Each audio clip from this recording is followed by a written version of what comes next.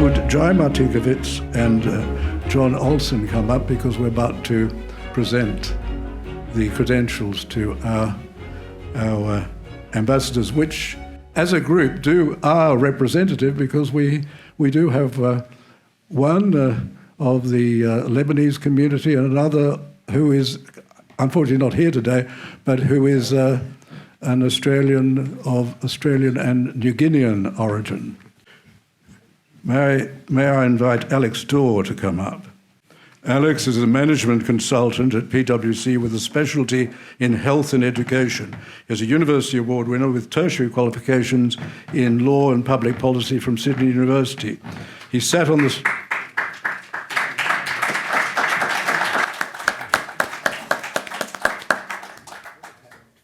The second one is Daniel Lahoud.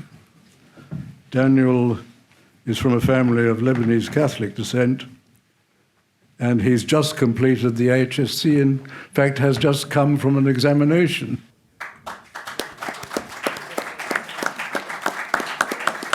The third ambassador is Alex Baird, who's also come from something at the University of Sydney, assessments at the University of Sydney, and who's studying marketing and politics. And the fourth is Alexandra Marshall. She's a project manager. She's come down from northern New South Wales. She's also a contributor to Spectator. Well, thank you very much for, I was just the honour, but more the duty, because I know that this, this piece of paper, what it essentially is a commitment from me and from us that we will defend the constitutional arrangements that have really served the test of time for so many years. I just want to say thank you to Professor Flint for everything you've done for the cause, to Michael Kirby, to Lloyd Waddy, who I've seen in the front row as well. Thank you for everything that you've done to trailblaze this. Michael Kirby, to what you've said in terms of diversifying this movement, I mean, that is something that obviously we're focused on doing. And I guess we're confident, well, I'm confident that that's a possibility, because I'm confident that the ideas that we're standing for cut across backgrounds, they cut across gender, they cut across race. These are universal truths, and the constitutional arrangements that have stood and lasted for the last century, when the world is changing so rapidly, are our best chance of upholding our values and our institutions. The only other point I would make is that I think in terms of the big risk on the horizon, I'd say the big risk is apathy.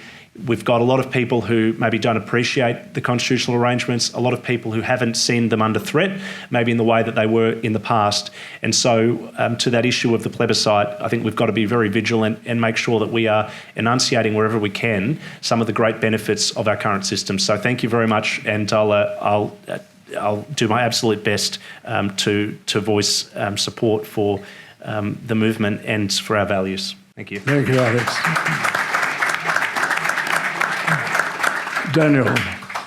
I think exactly like what the Honourable Michael Kirby said, I think it is bringing and appealing to a wider audience. I think that's key in this campaign, but also bringing it to the 21st century, I think is something that's really important today, and appealing to young people, and not only appealing to it, but educating young people. I think many young people seem to not really know what's going on regarding our constitution, regarding politics, regarding governance. So I think, thank you so much for also giving me this opportunity to help, to educate, to protect, defend, preserve this constitution, which has served us so well. And I think all of us will pledge that we'll do our very best to bring this and to defend our constitution.